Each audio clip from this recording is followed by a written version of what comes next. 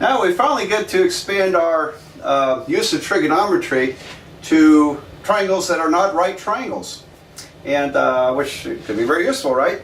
And there's two big laws here: the law of sines, the law of cosines. To my knowledge, there's no law of tangents. I've never heard of it, but yeah, give me enough time and enough paper, maybe I'll invent a law of tangents. I have a feeling if I could come up with a law of tangents, it wouldn't be probably not very useful. Otherwise, I'm sure a lot of other people would have looked at it long before me. All right, law of sines. Here's how it works. Now I'm going to draw a triangle that we're going to assume is not a right triangle.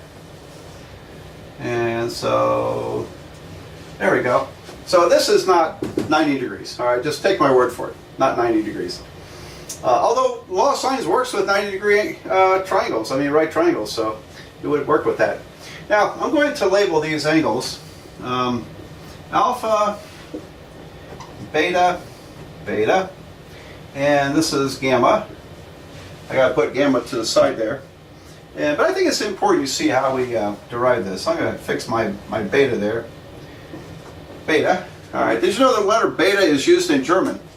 And it's not called beta, it's called the S-tet, and it represents a double S. All right, so that's one letter the Germans use in their alphabet that we don't use is called the S-tet, but it looks exactly like beta. All right, now I'm going to draw a perpendicular from here down to the base, and perpendicular creates two right triangles. All righty, so I'm going to call this H for height. Oh, and something important, what about the sides? Opposite alpha over here is side capital A, opposite beta is side capital B, and opposite gamma is side C. All right, that's pretty important. So I need alpha, beta, gamma, A, B, and C. And then in order to derive this, I need letter H. So this is kind of easy to derive because we can calculate, let's see, yeah, we can calculate with H here. And so the sine of alpha is H over B. Sine alpha is height over side B, length B. And then from this right triangle over here, it's a similar thing. The sine of beta is height over A. Sine of beta is H over A. Great. So if we solve for H in both equations, I have the top equation multiplied by letter B. H is B sine alpha. And here multiplied by A, H is equal to A sine beta.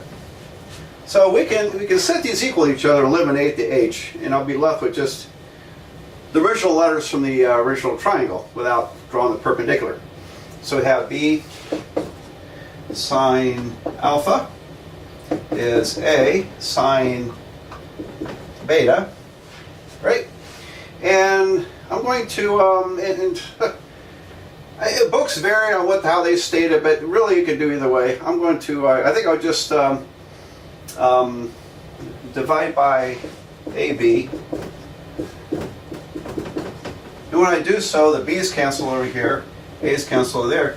So I have this set of equations. I have sine alpha over A is sine beta over B. Sine beta over B. And if you extend this side and drop another perpendicular and use instead angle gamma, you can also show that these are equal to the sine of gamma over C. So this right here is the law of sines. There's a law of sines. Now, sometimes it's presented as A over sine alpha equals B over sine beta equals C over sine gamma. So you can flip them, and it's the same law of sines. So it depends on what you're going to solve for. Now, you don't work with three equations at one time, but in a problem where you apply the law of sines, you normally just you probably just look at these two, and if you know both sides and one angle that has to be opposite, either A or B. And then so if you know one angle and two sides, you can solve for the other angle.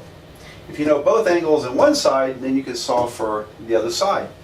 And so long as you have three pieces of information, two angles on one side or two sides of one angle, then you can solve for the other remaining term there. And okay, so that's the law of sines. We'll do some problems with this before we look at the law of cosines.